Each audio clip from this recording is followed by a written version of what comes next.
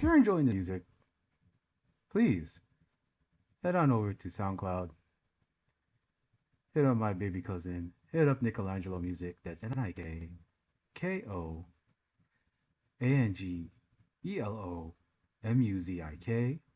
Nichelangelo Music on SoundCloud. Hit him up for any music inquiries because this boy makes that hot stuff. I go, I bang, I shine, I play, I stay, I'm going for mines. I'm young, I'm black, I'm rich, and yes, I'm ghettoed in the motherfucking project steps. I'm cool, I'm calm, you looking real stressed. I'm strapped, I'm armed, kid, hold your head. I'm known for get popping. When I got problems, I don't run, I just gun you all up. But we ain't come here to start no drama, we just look. What's up? What's up? What's up? This is Doc, aka Dr. Lariat, aka Royal True Orange Cassidy, aka Rob Pandan, aka Big Scran Veda, aka Jacko Chendalaga, aka Ultimo Dragon Fruit, aka Dr. Swagner Jr., aka Big Boom, aka oh, I'm about to take you to that bloodline. Ain't nobody realer than Perilla, aka the good bad boy, aka I love you, Solo Suka, aka Jacob Buto, aka Roman Suman Reigns, acknowledge me, aka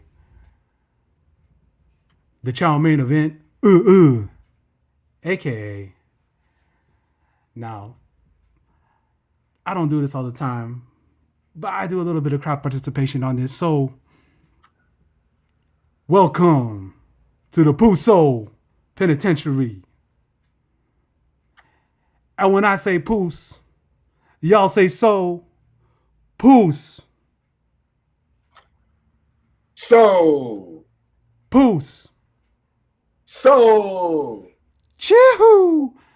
AKA your host. And, you know, we doing a little bit of something different. We're talking about a little bit of current events because, you know, I got with me one of the best writers in pro wrestling. You can see him on Uncrowned on Yahoo. You can see his stuff on Complex. You can see him on Twitter, causing some white people to have tears. We got to the building. We got Mr. Ceehawke, Cameron Hawkins. Good to see you, my friend. Hey man, good to be here, my brother. What's the word? What's going on? Yeah, you know, cause like this is my more of my current event show, so I just love talking to this man. He is so humble. He is so giving. He is so knowledgeable about this pro wrestling stuff. But you know, also he kind of knows how to push the right buttons. How so I should I say? Because he just put out something innocuous on you know on this on Twitter. He said, "Remember when was it when it was something about white supremacy? What is it? I got it. Oh yeah, it So, was somebody posted a clip from Peacemaker when yeah, last season they was out there they was beating up vigilante was beating up white supremacists in prison. And yeah, I was just like, hey, remember when it was cool to hate white supremacists? bruh. That was the shit like a couple months ago. Yeah, yeah, and then all of a sudden, you know, we got outright racist being on the timeline, being able to express their hate for people of all cultures, and I remember some of the response you got was like, "Hey, you know, black supremacy is also ugly. White supremacy. I love it. Black I love it. supremacy, a I black love it. supremacist." I mean, I I think guess like he went to like he walked in the he walked on some streets and was talking to some black Israelites because you know those brothers like they say some I would things. love, listen, I would love for the black Israelites to go to a PWI with their tables and their chairs and their microphones and ask the student body to debate them. I would love that. I think I hate that you have to say that you don't think people should die violently, because none of us want that, right? Like we don't want that No. for people. But also, I think that it was very interesting to me to watch how many people who were like my neighbors and classmates and teammates like really mourn somebody, not because they were killed, but because of the things that they said and thought. And it did, well, I can't say it shocked me because I don't. The way people feel about me is not how they feel about people who look like me. And I think that's a lot of people of color's experience, you know?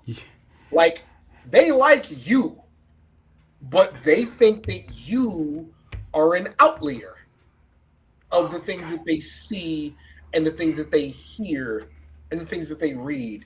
They think that you are something special and different. I am absolutely special and different, but I'm talking in terms of the things I can do, not who I am. You know what I mean? Like it's Yeah. not it's to be a person of color is to constantly watch people separate you from the people you care about. It is, and I get that, it's bro. an impossible thing. Like it's like you know me. Do you think I'm so different than these other people? Because we're not. So yeah, it was very difficult. And what happens? One, there's bots on social media. There's Yeah. absolutely bots. But also, there's a lot of people who've decided that like because somebody traded in their hood for a suit, that the things that they're saying must be different. Can't be a racist in a suit. Can't be a racist on cable news. No, you absolutely can be. You just dress it Absolutely. up a little bit different. Like Yeah. I was on a hiring panel a couple of years ago, and part of what we asked the person who was looking to be faculty at the college I work at was their experience with diversity, equity, and inclusion. And the person said that the reason they don't work at another college anymore is because of arguments they got in with the faculty at that job about it. And it was like, what? Like, you work there. Why would you? Oh, it is a mess. And I think that, again, the person that you go have drinks with, have dinner with, grocery shop next to, go half on a fence because the HOA is tripping. That person might not hate you, but they might hate everything about you, save for the fact that they know you. And Yeah. boy, it is again to be a person of color is to have to constantly watch people separate you, and it Yeah. is oh yeah. You know how many times, because like I went to school like in Rancho Cucamonga, so I was like getting that thing of like, you know, Larry, you're not like a typical Asian. And I'm like, What's a typical Asian?" And I'm like, you're a nerd, you quiet. I'm like, really? That's what you think? Like, in my friend group, the one who said that was like the one white boy in the group. And I'm Mhm. like, okay. So I was like, all right. So I asked my friend Jeremiah, my friend Deshaun. They're like, is my family quiet? No. What's a typical Asian? Loud? I don't know. What's a typical black guy? And then like it's like, and like that they're like trying to. I guess they're trying to like make you feel like you're special in some way, and like Yeah. that's sort of like a compliment. Like when because my mom always like got like, oh wow, you speak English so well, and my mom's always like, And my dad are like, in Philippines, the national language is English. Because when I went to school, they tried to put me in ESL because they just saw my surname is like Spanish, right? So they assumed I don't speak English. And then like when I showed up there, I look how I look, and then I'm quiet. So they're like, oh, he must be quiet because he doesn't speak English. And like, that's just some of the thing. And then my mom went into raised hell like, why don't you think he speaks English? Don't I speak English perfectly well? And like we were talking about this earlier about this thing we call, because in these spaces, because I do a lot of like interviews with a lot of varied people of various ethnicities, backgrounds from different countries, and like there's this thing that in people of color, not colored people, Ethan Tyler, not colors, Ethan Tyler, you don't say that shit. We don't say that shit here. You know, You don't call them colored people. yeah. Oh man, I heard that. God, I heard that. I'm like, you, Not great. Not that's great. not great. Yeah. Yeah. So when I hear like that, so we do this thing in our culture. We call among us like millennials, young people. We do this thing called code switching, where like we kind of use a different kind of tone of voice, a different method of speaking, where we try to associate with the people around us. And for people of color like myself, it was sort of like it's not really a defense mechanism. It's more of like knowing your surroundings, knowing who you're talking to. And I just want people to be like, I don't like some people are like, oh, so you're trying to make people comfortable around you by showing like this other side. And I'm like, nah, like I'm just trying to like match their vibe, not in like trying to be fake way, but like, if I come up there, I'm like, hey, yo, what's up, bro? And then like they're just like, oh, hey, my brother, how are you? And it's just that was such a bad white voice, but like, but like you just like you just have this like conversation with people, and code switching is part of like traversing. Like you're talking about being on a hiring panel. When I go to a hiring panel, like for a job interview or anything like that, of course I'm gonna sit up straight. I'm gonna enunciate all my words perfectly and try to use what is termed as like a professional voice. One of these things that people talked about, because a professional voice is like displaying like you talk well, you use SAT words, all that stuff, because you're trying to portray yourself as an intellectual and a smart individual because you want to give off the best impression. Because I'm sure like some people, I know there's some people that really do talk like Mark Briscoe in real life, but they Yes. Slower, lower Delaware. Yes, sir. but like there's some parts where like Mark kind of like puts it together, and he's like the documentary of him and his brother that was so heartbreaking, where he's just talking as Mark, and he's not a put on, like how he talks in those conglomerations. That's Mark. And like I think like when we talk about code switching for us as people of color, it's like we're sort of guarding ourselves to make sure that we're not that we're trying to make someone offended, but just like to make sure that people are comfortable around us, because it's always like we feel like we have to make people comfortable around us. No, it's like even in the job interview like analogy, we code switch because they're already looking to take points off of whatever they're scoring us on. We are doing that for them as much as us. Yeah. Right? Yeah, it's almost a favor to people. But yeah, it's absolutely what we do, because we do have to disarm people way more often than not, and it sucks, but it is what we have to do. Yeah. Yeah. So it's like I've been talking with my brother Cam here for like I just met you, bro, today, and like I feel like We've been rolling. yo, I'm gonna dap you up when I meet you. We're gonna Yeah, yes, sir. if you ever end up here in LA, I'm gonna take you to Korean barbecue. I'm gonna take you Hey, to we can slide. I'm with it. yeah. We're gonna go to. I'll show you real Filipino food. If you Yes, sir. yeah, I'll show you real Filipino food. And like there's something like like when I was growing up, right? So like me and my brother and me. I love that show on Nickelodeon. We we were we were like pretty much the two Asian boys in the school. But my brother is now my sister. She's trans now. She, well, she likes Nyla Rose too. And I'll So take your like, sister.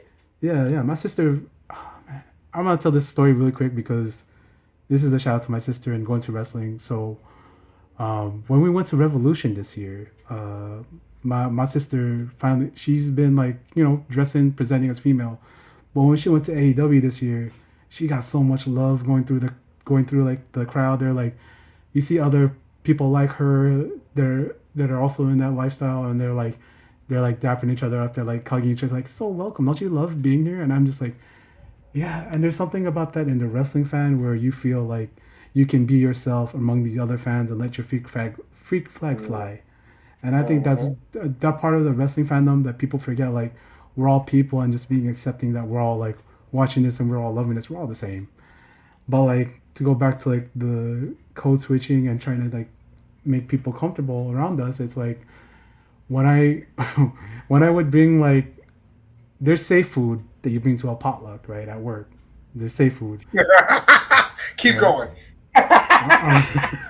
So like I'm Filipino, so I worked in the hospitals. I worked on that stuff.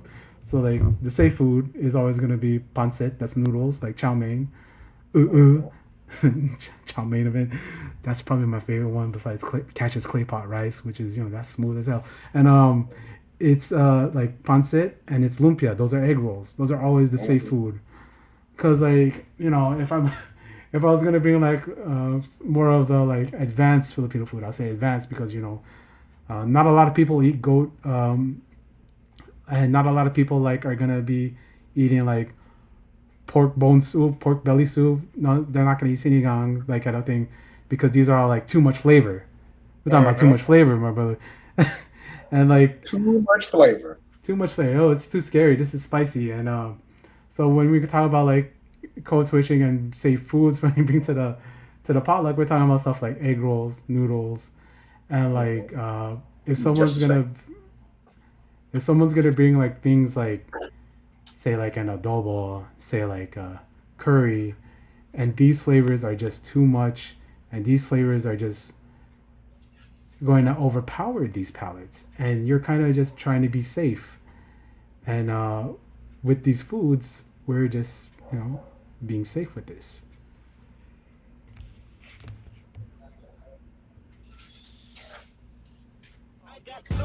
Got royalty inside my DNA. Cocaine quarter piece, got war and peace inside my DNA. I got power, poison, pain, and joy inside my DNA. I got hustle, though, ambition, flow inside my DNA. I was born like this born like this. Immaculate conception. I transform like this, perform like this. Will shout you a new weapon. I don't contemplate, I meditate. They're off your fucking head. This that puts the kids to bed. This that I got realness. I just kill shit cause it's in my DNA. I got millions, I got riches building in my DNA. I got dog, I Join got me, evil that run join me again inside is my Mr. Ceehawke here, and we're talking about about code switching and trying to navigate Being this safe in space, that make damn people potluck. comfortable. Yeah, that potluck. My question, man, when you go to the potluck, what do you bring? Shit. Soda. Not Hey, many that's the people that. safest choice, man. But you know what? I typically don't eat at the potluck either. Oh, It depends. I tell you what. One thing about working in higher education, um, a lot of the people who work in higher education are women of color. And so I actually do eat at the potluck. They typically put it together pretty well. And not so much when I was a little bit younger, but nah, I'll bring what they ask me to, but I tell you what, I'm a big bring dessert guy because you can't really yo, mess it up. So like, I'll bring, like you said, like a sweet potato pie. I'll yeah, bring a cake because it's like that's universal in a way that like, can't really mess that up. But yeah, when I used to date a girl for a long time. Her father was Pakistani, so she could throw down. So yeah, like, yeah, I'll bring some chicken and rice, some beef and rice. Like we would really do that. But yeah. yeah, more so now. It's more desserts. Keep it nice and Yeah, safe. yeah, Don't offend nobody. yeah. You don't want like I feel bad for the people when they bring food and like a lot of it's left. So I always try to. Well, me, I'm a big I'm a big back boy. I'm sturdy. I'll try to eat like whatever's there so like nobody's feelings get hurt because like I eat everything. So like when I see like when someone brings in the pozole and they have like the cilantro and the onion on the side, I'm eat like 3 bowls of that. If I see someone bring like spam masubi, I'm gonna eat so much masubi, So you're gonna and eat like it. yeah, I'll be eating. I'm eating, man. One of the good things about my work where I was working at is we have like these culture days. I'm not sure if we have them anymore, but we did have these things. Wink, wink. You know, if you know, you know. And like we Yeah. we would have like celebration of month like Asian American Heritage Month, Latino Heritage Month, Black History Month. We'd have like these potlucks and celebrations of these cultures.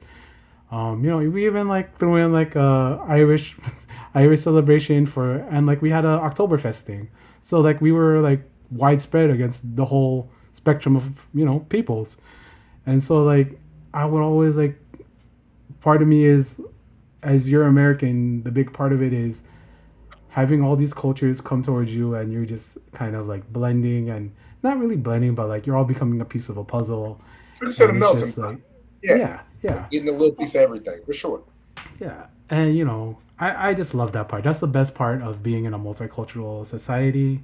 And like this kind of week, we kind of had like some drama with like one Miss Gail Kim. She really is one of my favorite wrestlers. She's really for me as an Asian wrestling fan. She's one of the ones that was able to make it, and like as an Asian Canadian, Asian North American, that's big because like we don't really see a lot of them. I mean, we see some of them nowadays.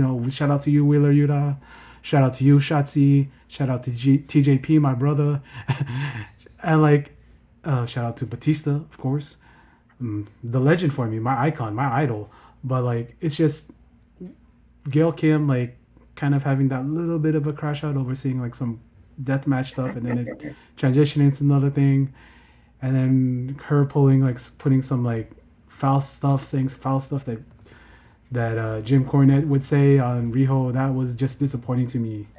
Like I talked about it with my friends, and it's just disappointing because like this is someone that like I looked up to like as a wrestling fan. So to see her like go into that and like it's disappointing. But what's your take on that, man? So, I listen, man. Nobody's ever been given more of a benefit of the doubt than Jim Cornette. Um, he's a lot like Bill Maher in that you can say really sexist and racist things, but tell people you're a Democrat and they just kind of let it slide. Um, but and listen, when I say he gets a lot like some of your favorite wrestlers, not you, but in general, some of your favorite Yeah. wrestlers really like Jim Cornette. Some of your Your favorite favorite wrestlers. promoters love Jim Cornette, Mr. Tony Khan. Listen, man, a lot of your favorite wrestlers are white guys or married to white guys or really big fans of white guys, and that can extend very, very far. Some Yeah. of my friends who don't even watch wrestling and are like black guys really like Jim Cornette's podcast. It is again. I think my degree's in English.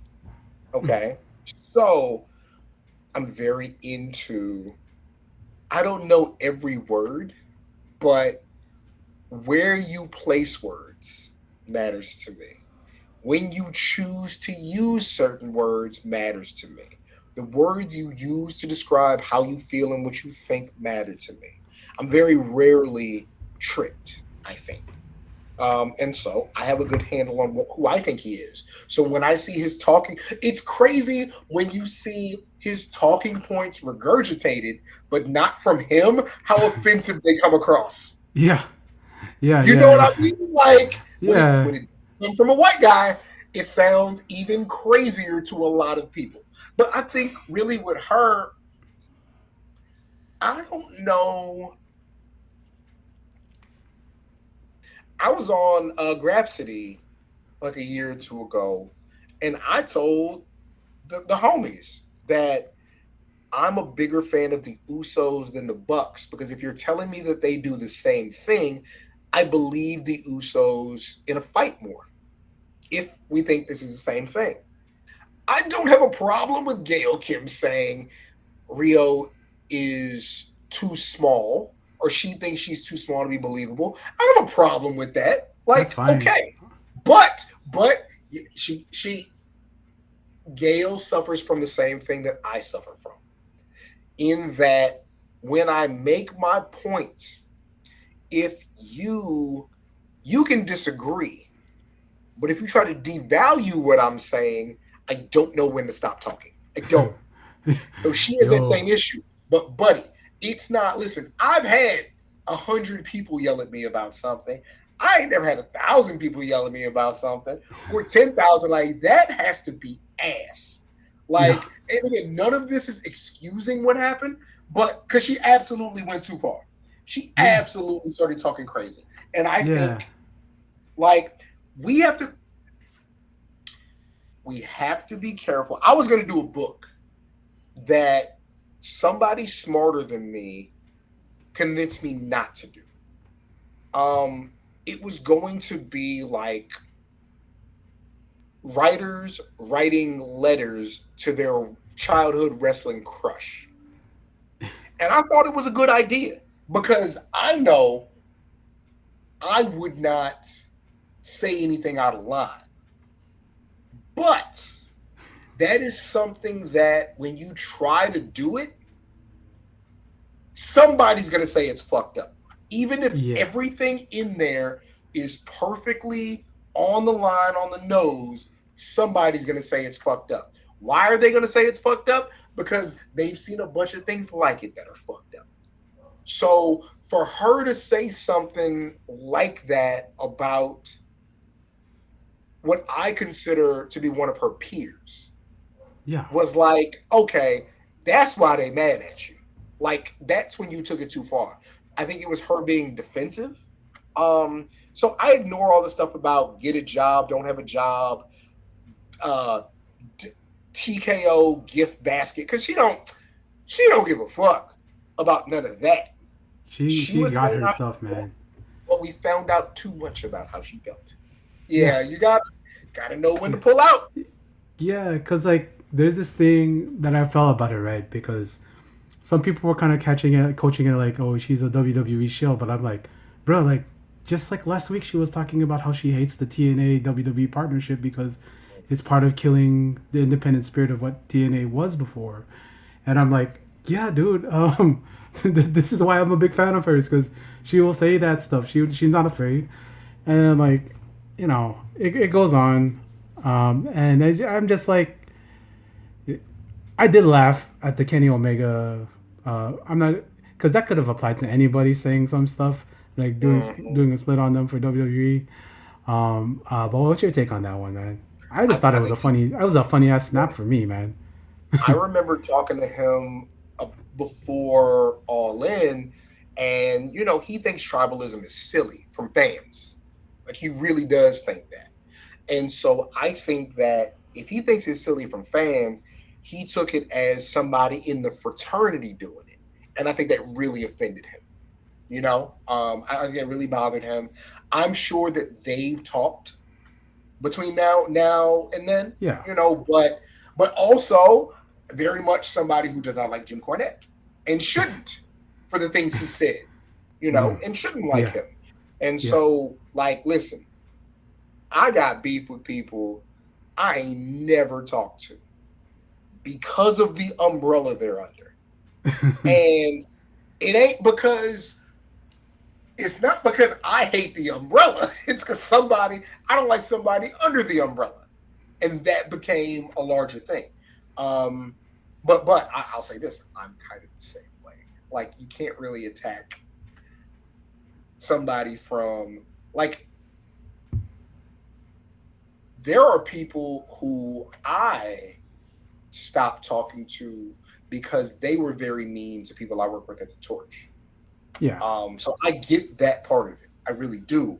But I think that I think he overreacted, and he might even tell you he overreacted. But where it comes from is a genuine place. Like he Yeah. thinks tribalism is really silly. He wants to see everybody eat. Well, he wants to see everybody who's good eat. But he wants to see everybody eat, and he also booked that division, or at least had a big hand in the women's division, at least early on. So he probably also took it as a slight to his professional acumen.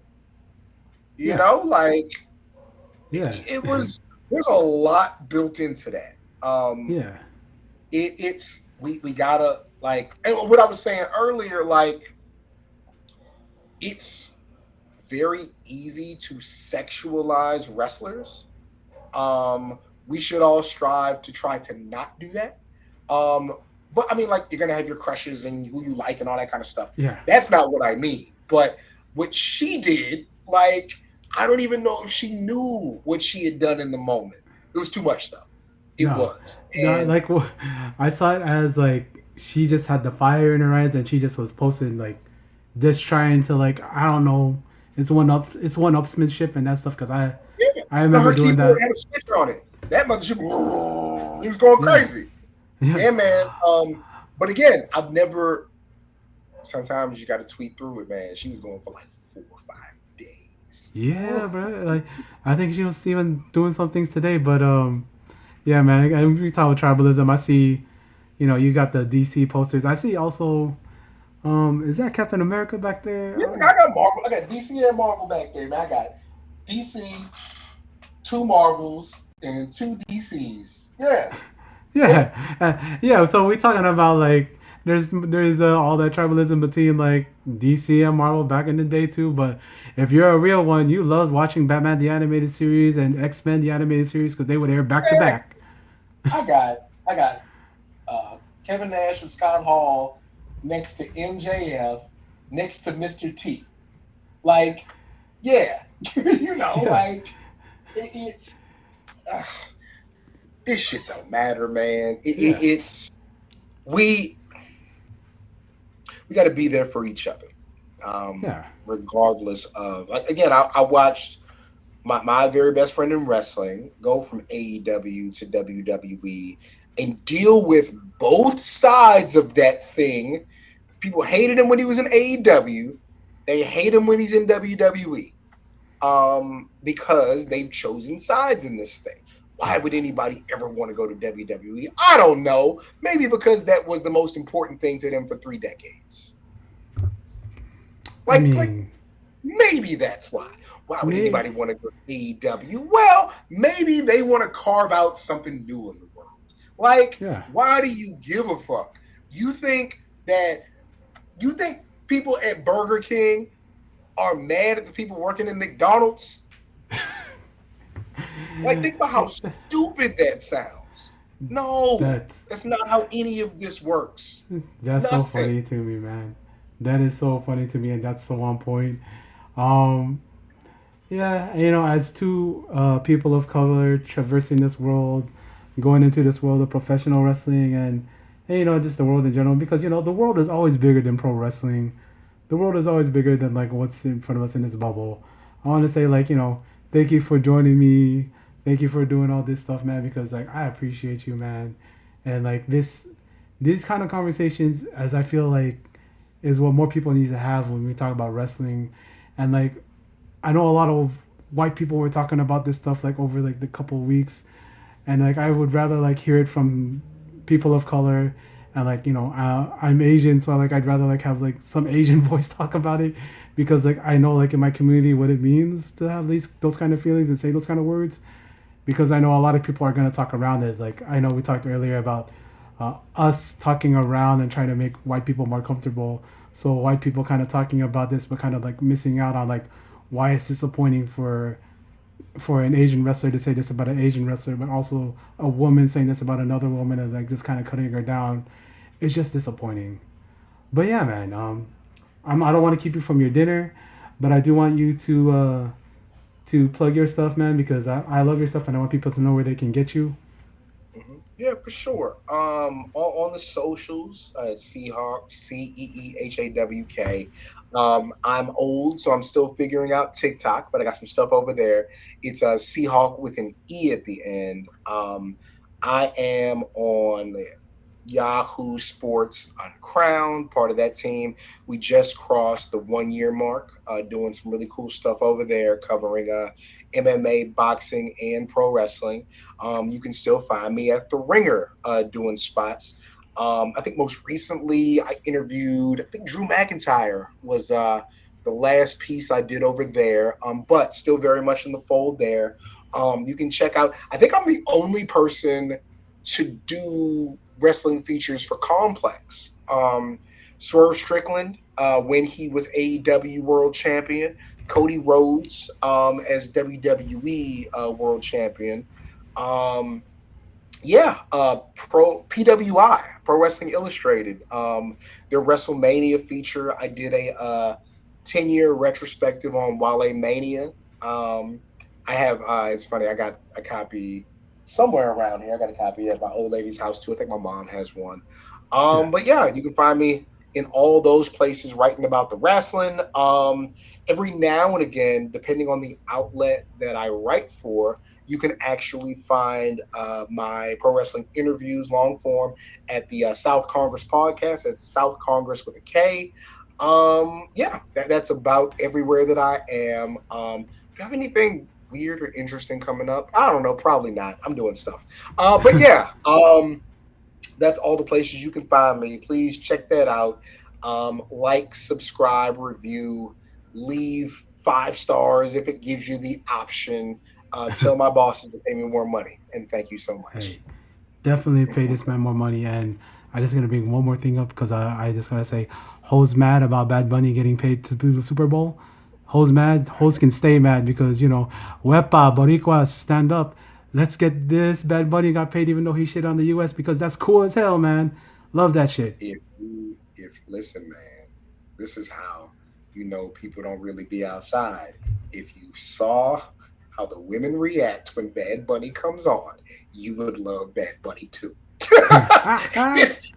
Listen, man, he's doing wonders for you, even if you're not doing them for yourself. Yes, sir. You gotta love going out on that one, man.